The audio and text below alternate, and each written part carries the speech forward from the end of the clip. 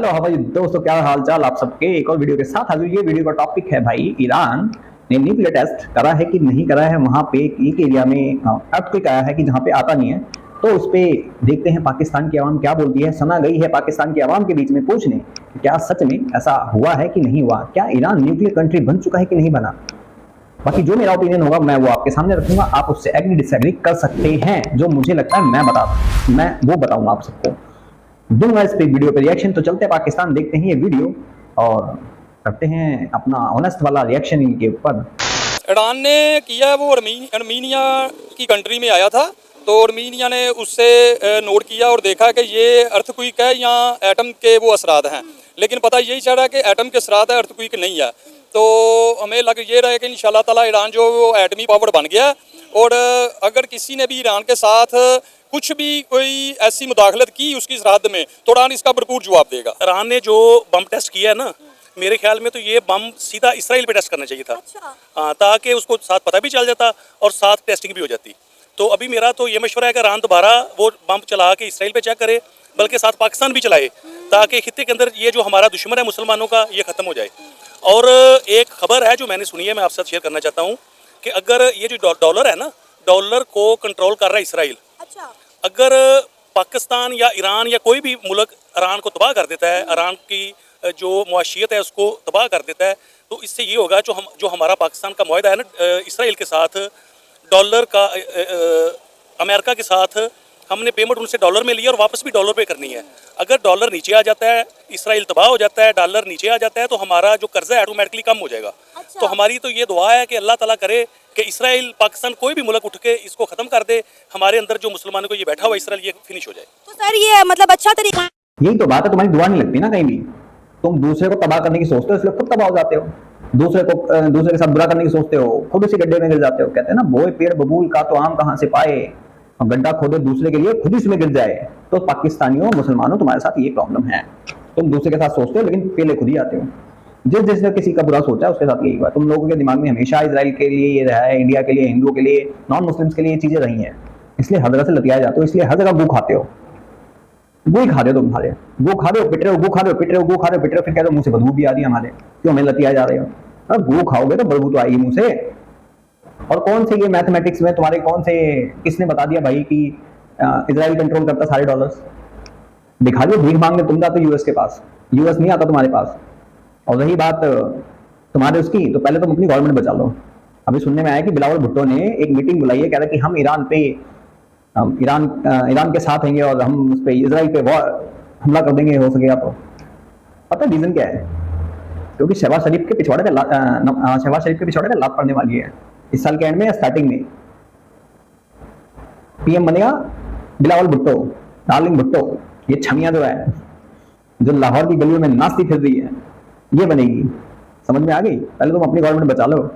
और जो तुम्हें $450 मिलियन मिले थे ना F-16 को दुरुस्त करने के लिए, वो पता है किस यूज में आने वाले हैं। अगर ईरान ने कुछ करा ना, तो बेटा सबसे पहले तुम उसकी पीठ में चुरा भोगोगे। कोई सबसे तुम्हारे बॉर्डर, और एक खबर सुनने में आई है कि तुम लोग अपने बॉर्डर सील कर रहे हो, तुम ईरान से अपने बॉर्डर सील कर रहे हो। और ये जो भी अटैक हुआ है ना, तुम कह रहे हो कि बलूचिस्तान ने करा, इसने करा, तालिबान कर रहे हैं, ये शिफ्ट होने वाला है ईरान के ऊपर। फिर तुम उस पर अटैक करोगे 101%। तुम वो जिहादी कौम हो, पैसे के लिए अपनी माँ बेच देते हो, बहनें बेच देते हो, तो अपना जमीन क्यों नहीं बेच सकते? और यही पता है सीरिया के अंदर होता है। सीरिया के अंदर भी तो मुसलमान है, मुस्लिम गवर्नमेंट है वहां पे, तो सिया सुन्नी है। कौन मार रहा है उनको? 2011 से 2022-23 तक 11,000 से 12,000 बच्चे मार दिए गए। 2 बार वहां पे केमिकल वेपन्स यूज हुए हैं, तड़प तड़प के मरे हैं। मारने वाला कौन? मुसलमान। जब तुम अपने ही उसके नहीं होते तो दूसरों के क्या घंटा हो गए। तुम सिर्फ पैसे के यार हो, पैसा पैसा, समझ गए? और ये देख लेना, अगर वॉर छिड़ी ईरान के थ्रू, तो सबसे पहला छुरा भोंकने वाला पाकिस्तान होगा उसके अंदर से। और ये भी दिखा दूंगा कि बिलावल भुट्टो इस साल के एंड तक या स्टार्टिंग में पीएम बनेगा वहां का।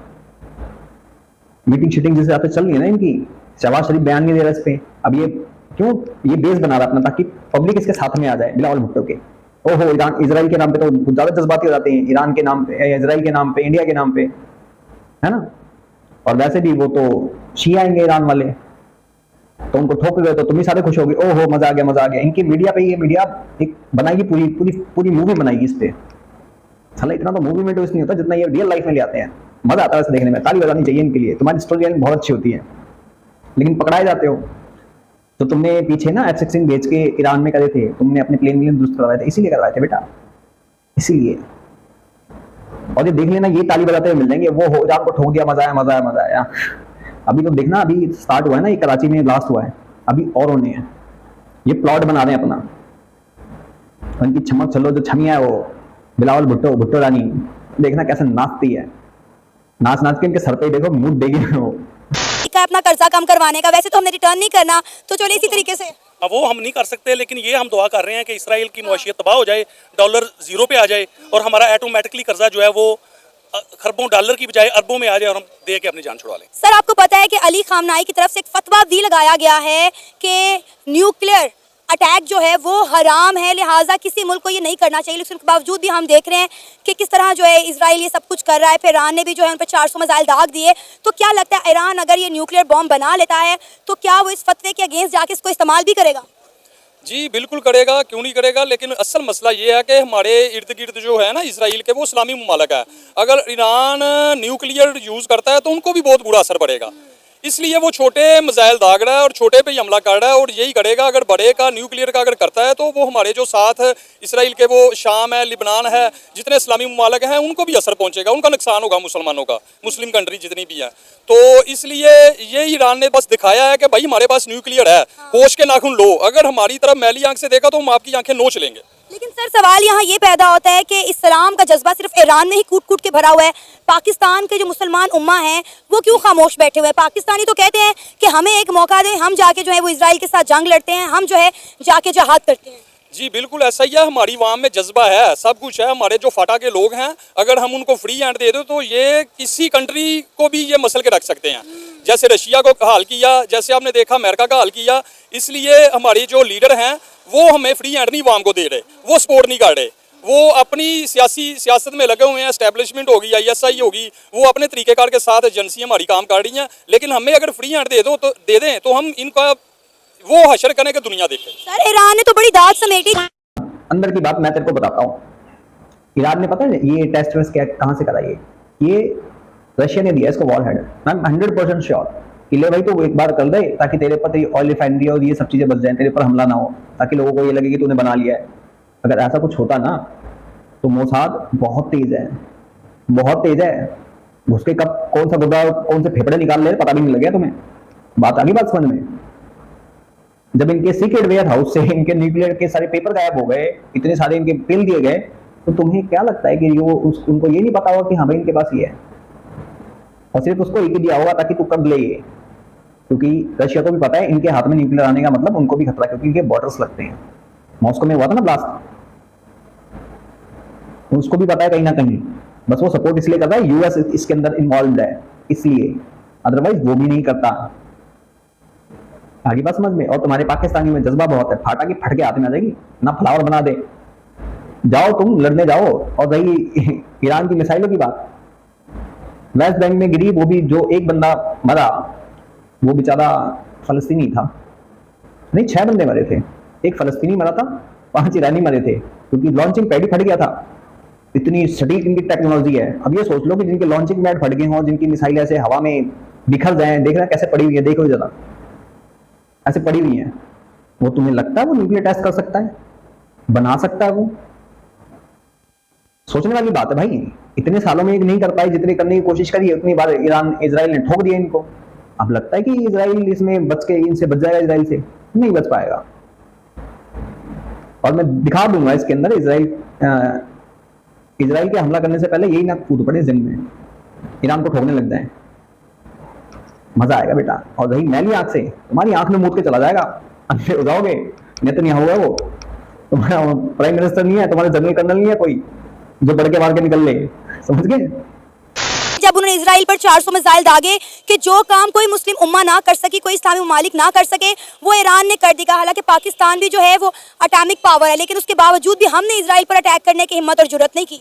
लेकिन मैडम ये देखें ना, हम IMF के मकरूज लोग हैं, इसलिए हमारे जो लीडर हैं इनके बंगले देखो, लंदन में है, बेल्जियम में है, जजीरे हैं, एक हमारे साहब हैं कियानी साहब, उनका ऑस्ट्रेलिया में जजीरे हैं, तो इसलिए ये लोग नहीं कर सकते, इनकी प्रॉपर्टीज़ बाहर पड़ी हुई हैं। तो ये मामला तो चल रहे हैं, अगर किया किसी ने भी कोई कार्रवाई की तो इनका इंशाल्लाह ताला भरपूर जवाब देंगे। ISI काम हमारी काड़ी एजेंसी, ये नहीं है कि वो सोई हुई है। आपको पता है कि जितने मुस्लिम ममालिक ISI पता क्या काम कर रही है? ISI कर रही है महंग बलोच को टॉर्चर करने में। ISI काम कर रही है तुम लोगों की ऐसे तैसे करने में। ISI तुम्हारी काम कर रही है वीडियो बनाने में लोगों की। ISI काम कर रही है तुम्हारी कॉल रिकॉर्ड्स करने की। ISI काम कर रही है जो लोग उनके खिलाफ जाएं उनकी डेट टपाटप करने की। समझ गया? यार किस रहम में रहते पाकिस्तानी, मुझे तो समझ में नहीं आता। लेकिन उनमें एक ईरान ही है कि जिसने हमेशा जुर्रत का मुजाहरा किया है, और वो मुस्लिम दुनिया में आपको पता है कि ये इस चीज़ का ये यकीन है और खदशा है या यकीन है इस चीज़ का कि आखिरकार जो ईरान है ये कुमार का हेस ये काम दिखाएगा ये इसराइल के ख़िलाफ़। और आप ये देखें कि इसराइल उसका दरअसल उसका हदफ भी मशरिक़ वस्ता ही है। आखिरकार उसने जो है सारे मशरिक़ वस्ता को अपनी लपेट में लेना चाहता है, और ये उसी चीज़ की कड़ी है कि ईरान ने जो है वो न्यूक्लियर बॉम्ब का जो टेस्ट किया है, और जो है वो आपको पता है कि सर्द जंग जारी है, ठीक है, ईरान और इसराइल के खिलाफ, और ये उसी का जो है वो पेश है। आपको पता है पिछले दिनों इसराइल के ऊपर ईरान ने 400 मिसाइल दाग दिए थे, जिसके बाद इसराइल ने डायरेक्टली जो है वो ईरान को कहा कि आपने ये करके अच्छा नहीं किया, इसके नतायज आपको भुगतने पड़ेंगे, हम आपके ऑयल रिफाइनरीज को टारगेट करेंगे और आपका ऑयल जो है वो ख़तरे में है। तो क्या लगता है ईरान अपनी ऑयल रिफाइनरीज को बचाने के लिए सब कुछ कर रहा है? मेरा ख्याल है कि ऐसा नहीं है।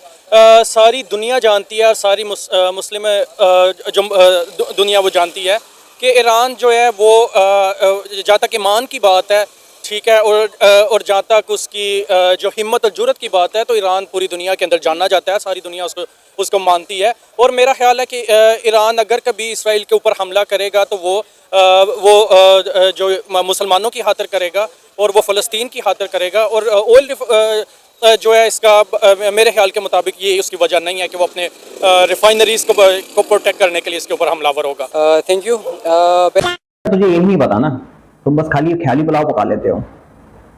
ईरान का ऑयल जाने का मतलब बहुत बड़े क्राइसिस आना। अभी से पहले शायद $52 या $53 पर बैरल था, अब 75 के आसपास पहुंच गया पर बैरल। तेल महंगा हो चुका है कहीं ना कहीं। और सबसे पहले तो अगर ऑयल रिफाइनरी गई तो सबसे ज्यादा पाकिस्तान मरेगा, क्योंकि वहीं पे ब्लैक में आता है ऑयल ईरान से। तो हमारी भी इन्वेस्टमेंट वहाँ पे है, इन्वेस्टमेंट हैगी, ऑयल भी लेते हैं हम लोग, बट हमारे पास ऑप्शंस हैंगे और भी। महंगा होगा, बर्बाद नहीं होंगे तुम्हारी तरह, फर्क पड़ेगा, लेकिन इतना नहीं पड़ेगा जितने तुम मरोगे। समझ में आ गई बात? जाहिलो मतलब यार ये कौन सी क्या खाते क्या हो तुम लोग? क्या उखाड़ लिया था उसने करके हैं? अपने 5 बंदे मरवा दिए और एक फलस्तीनी और उड़वा दिया बेचारा फालतू में। ये किसी दिन देखना अलग मस्जिद पे ना फेंक दें, पता लग रहा है कि इजराइल पे जा रहा है, इजराइल पे जा रहा है, अक्सा मस्जिद पे जाके गिर जाए। अभी एक भी ड्रोन अटैक करे उसमें कुछ नहीं कर पाए, मिसाइल अटैक करे उसमें कुछ नहीं, बैलिस्टिक मिसाइल से भाई। और टेंशन ना ले, ईरान का नंबर आएगा, जरा लेबनान को निपटाने के बाद ईरान का नंबर आएगा। और रही ईरानियन की बात ना, ईरानियन भी इसके खिलाफ हैंगे, खमैनी के। ईरानियन कहते हैं खमैनी के बच्चों को ठुक के खत्म करो, हमारे इससे कोई लेना देना नहीं है। पोस्टर लगे हुए हैं ईरान में। तुम जाहिलों को इसी चीज की तो नहीं पता, तुम्हें बस खाली मुस्लिम उम्मा दे दे चुम्मा, दे दे चुम्मा, और चुम्मा तुम्हें कहीं से मिलता है, थप्पड़े मिलते हैं, अलग अलग गाल लाल हो जाते हैं। ये वही एक काम करते हैं कि दूसरे का गाल लाल है, भाई ये सफेद है गाल लाल है, तो ये अपने थप्पड़ मारने लग जाते हैं कि मैं भी करूंगा। मेरा क्वेश्चन आपको ये है कि ईरान ने जो है वो कुछ टेस्ट किए हुए हैं सीक्रेट, तो ये जो है मीडिया पर इसी तरह ही आ रहा है कि ईरान ने कुछ टेस्ट वगैरह किए हुए हैं। और जो अर्थक्वेक की आपने बात की, तो अर्थक्वेक भी जो है वो महसूस किया गया है वहाँ पे, जो न्यूज़ आ रही है तो इस तरह कहा जा रहा है कि अर्थक्वेक भी जो है उसको महसूस किया गया है। लेकिन अब ये कंफर्म नहीं कहा जा सकता कि मतलब ईरान ने जो है वो मतलब वो न्यूक्लियर पावर बन गई, या उन्होंने ऑफिशियली जो है इसको अनाउंसमेंट नहीं की कि हम जो है न्यूक्लियर पावर बन गए। दूसरा क्वेश्चन ये है कि इसराइल के साथ, तो इसराइल के साथ जो है ईरान के वो डिप्लोमेटिक रिलेशंस जो है यूएस और इसराइल के साथ जो है ना वो काफ़ी अरसे से ख़राब है। अगर हम जो है कोई 50 या 70 ईयर्स बैक भी जाएँ ना, तो ईरान के जो रिलेशंस थे यूएस के साथ वो तब से ख़राब हुए हैं। 1951 या 53 की अगर मैं बात करूँ तो उनके प्राइम मिनिस्टर साहब थे मोहम्मद मुसद्दिक। उस वक्त भी जो है ईरान जो है, चूँकि यहाँ पर भी ऑयल की जो है मिडिल ईस्ट में ही आता है, तो यहाँ भी ऑयल वगैरह की काफ़ी मतलब वो पाई जाती है। तो उस वक्त भी मोहम्मद मुसद्दिक को भी चूँकि फांसी हुई थी हुकूमत की तरफ से, और वो भी अपनी जो आवाम थी उन्होंने जो है वो उनके ख़िलाफ़ खड़े हुए और या खड़ा किया गया उनको व्हाट्सएवर, तो वहाँ से जो है उनकी डिप्लोमेटिक रिलेशन वहीं से ख़राब है। फिर 1979 में जब रिवोल्यूशन आया तो उसके बाद भी जो है उनकी हुकूमत की काफ़ी उनके साथ वो चलती आ रही हैं। तो उनके डिप्लोमेटिक रिलेशंस और ईरान का यही जो न्यूक्लियर प्रोजेक्ट था ये भी काफ़ी अरसे से चलता आ रहा था। तो ये है कि अब ये नहीं कहा जा सकता कि मतलब ईरान जो न्यूक्लियर पावर बना और इसके बाद जो है कोई न्यूक्लियर जो है वो होगी, लेकिन प्रेडिक्शन जो है वो इस तरह भी हो सकती है, पॉसिबल है, पॉसिबिलिटीज़ में भी है, तो कुछ कंफर्म नहीं कहा जा सकता। ईरान के तो ताल्लुकात इंडिया के साथ भी बहुत अच्छे हैं, जिस तरह आपने बात की कि उनकी ऑयल ट्रेड होती है, तो ईरान के साथ भी तो इंडिया की बहुत ज़्यादा ऑयल ट्रेड है। बिल्कुल, ईरान की जो है वो डिप्लोमेटिक रिलेशन देखिए वो तो हर कंट्री रखना चाहता है बाकी ममालिक के साथ। तो इसमें ये होता है कि यार ममालिक कोशिश करते हैं कि उनके जो रिलेशंस है वो अच्छे हो एक दूसरे के साथ, लेकिन ज़ाहिर बात है कि कुछ ऐसे मतलब नज़रियात होते हैं कि उनकी वजह से या कुछ स्टेट की वजह से या इंटरनल ऐसे इश्यूज़ होते हैं कि जिनकी वजह से वो उसमें कुछ इश्यूज़ आते हैं। या देखिए मतलब आप चाइना ताइवान को देखें, या इसी तरह मतलब आप और ममालिक को देखें कि मतलब सऊदी और यमन के जो ताल्लुकात है वो इंटरनल इश्यूज़ की वजह से ये तो होता रहता है। तो मतलब ट्रेड में ये नहीं देखा जाता कि आप ममालिक एक दूसरे के साथ ताल्लुकात अच्छे रखते हैं, तो इसमें मतलब ऐसी कोई बात नहीं है कि इंडिया और ईरान के ताल्लुकात अच्छे हैं तो ये कोई। ये बात तो है भाई, अभी कुछ कंफर्म नहीं कहा जा सकता। रीजन सबसे बड़ा मैं बता देता हूँ, क्योंकि अभी कुछ टाइम पहले ये खबर आई थी कि इजराइल ने इसके ईरान के सीक्रेट वेयर हाउस में घुस के वहाँ से न्यूक्लियर जो के डॉक्यूमेंट्स थे वो उड़ा दिए। इन सबको पता है कि कहीं ना कहीं मोसाद बहुत स्ट्रांग है ईरान के अंदर, और वो कभी भी नहीं इनको न्यूक्लियर टेस्ट करने देगा। ये कहीं ना कहीं रशिया की हेल्प या रशिया ने वॉर हेड वहाँ पे दिया ताकि तुम करो, तुम बचो वहाँ से, ताकि तुम्हारे पर कोई हमला ना करे, यूएस इजराइल ना हमला करे, क्योंकि रशिया इस टाइम खुद एक कॉन्फ्लिक्ट में फंसा हुआ है, बहुत बड़े कॉन्फ्लिक्ट में फंसा हुआ है इस वजह से। तो कहीं ना कहीं दुनिया उसको रोकेगी कि भाई अगर इसने पागल के बच्चे ने चला दिया तो बहुत लोग मारे जाएंगे, वही होगा जो जापान में हुआ था, ऐसा ही कुछ होगा। तो इस वजह से करा है, बहुत सोच समझ के करा है, बहुत स्मार्टली खेल रहे हैं। लेकिन कहीं ना कहीं मुझे लगता है कि इनके पास अब कुछ भी नहीं है। अगर हुआ भी होगा टेस्ट तो वो तो वहाँ की जब मट्टी वट्टी की वहाँ की जांच की जाएगी तब पता लगेगा कि यूरेनियम था कि नहीं था, उसके अंदर रेडिएशन मिली कि नहीं मिली वहाँ की मट्टी में, क्योंकि जब टेस्ट होते हैं तो वहाँ की मट्टी में रेडिएशन पाए जाते हैं। बाकी आप लोग क्या कहते हो इस बात से, मेरी सहमत है कि नहीं सहमत है? जो मुझे लगता है वो मैंने आपके सामने अपनी ओपिनियन रख दी। बाकी जियोपॉलिटिक्स के लोग ज्यादा जानते होंगे मुझसे, मैं बस अपनी ओपिनियन रख रहा हूँ।